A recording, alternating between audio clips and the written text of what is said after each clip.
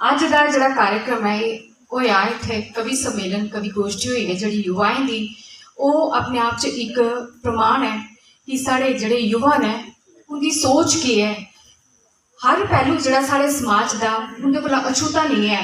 वो सोचते हैं विचारते हैं उनके उपर और जोड़े विचार ने कविता का रूप लेके जिले सामने आते हैं और तुंदे सामने अज उन्हें अपने विचार जोड़े कविता रूप च रखे हैं और वाकई काबिल तारीफ ने। इस चाली के मुझे लगता है कि इं मंच नहीं थोंगन और जी कविता है और प्रखर हुई है सामने आओगे। तुसें दिखा इतने एक जी ये श्रृंखला है वो त्रै कड़ियाँ इतने साढ़े सामने एक ते साढ़े जेडे सशक्त जेडे सीनियर साढ़े राइटर्स उन्हें सुनिए उनके को प्रेरणा लिए साढ़े युवा अगे हुआ करते हैं जिन्हें कि तुसें सुनिया और जोड़े युवा ने उनके को प्रेरणा लिए निके निके बच्चे भी अज अगे हुआ दे ओदा सबूत निकी जी बच्ची ने इत्थे दिता है। बड़ी खुशी होती है बड़ा संदोख बुझाता है इये ले जड़े जिले साढ़े सामने इये घटना होंदियां और बड़ा अच्छा लगता है। किश कोई 2-3 महीने पहले इत्थे असें एक युवा बाल कवि गोष्ठी की थी उहदे विच कोई 35 हारे बच्चे निके निके अलग अलग आयु वर्ग के बच्चे कोई 4 साल को लेइए 18 साल के आयु के बच्चे डोगरी विच रचना प्रस्तुत कीतियां ही इत्थे वो चाहे कुसा ने अपनियां भी लिखी दियां हैं कुसा ने कुसा लेखक दी कवि दियां रचना इत्थे प्रस्तुत कीतियां हाँ। हुण किश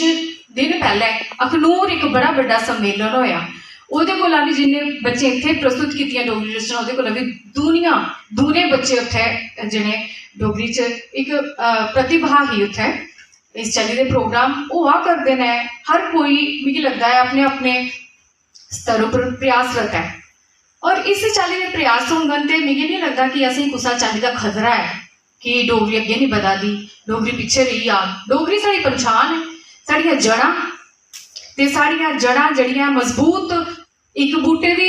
जड़ के मजबूत हो तो बूटा टिकी सको ये तो हर कोई जानता ही है। और साड़ी जड़ी माँ बोली है साड़ी जड़ा ने वो जिस वेले ये हर एक इंसान समझग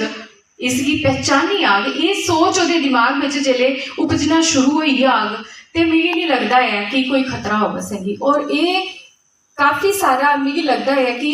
इस चाली के कार्यक्रम में आई शामिल हुई है तो सबूत मिली जाता है ये कार्यक्रम जो सबूत छोड़ी जाते हैं इन्हें चीज़ों के तो तुस सारे इत्थे आए सारे को पहले तो अज के जोड़े कवि न उन्हें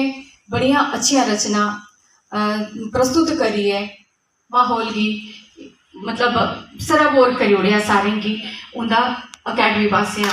आभार मता मता धन्यवाद। मंच पर उषा किरण मैडम होंदा मता मता धन्यवाद जे उन्हें अपना आशीर्वाद इस पीढ़ी की दिता है और क्योंकि आपू भी एक प्रतिष्ठित नान डोगरी च उनदियां जड़ियां रचनाएं सुनिए इन्नियां छंदबद्ध रचना जिले सुनांदियां ना क्योंकि आजकल ज़्यादातर ट्रेंड जड़ा है चलन ज़्यादातर छंद मुक्त रचनाएं का ज़्यादा आता है लेकिन जड़ा कन्ने की कन्ने च मिश्री घोलने का काम जी एक छंदबद्ध कविता के करती है और इन्हें उपराले के तरफा के कोई आशीर्वाद है इन्नी अच्छिया जड़ियाँ छंदबद्ध कविता जड़ियाँ रची दियाँ ने और इन्हें अपना टाइम अज दे मुझे पता है कि हर कोई आजकल अपने अपनी दिनचर्या जरा मसरूफ होता है।